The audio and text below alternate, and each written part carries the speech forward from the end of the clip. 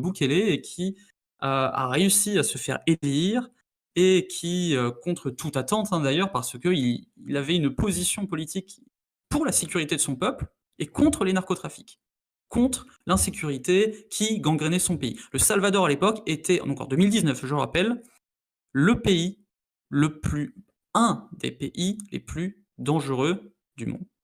Et aujourd'hui, en 2025, et c'était déjà le cas en fin 2024, c'était le pays le plus sûr de toute l'Amérique. Plus que les États-Unis, plus que le Canada, plus que l'Argentine. Ça reste une moyenne, évidemment, parce qu'il y a des endroits où on est très en sécurité au Canada ou aux États-Unis, mais quand on fait la moyenne, bah, il y a certaines villes où c'est pas terrible.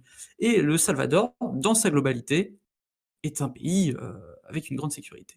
Avec, je crois, il y a pas si longtemps que ça, c'était le 200 et quelques tième jour sans homicide recensé. Voilà. Bon, c'est pour dire à une époque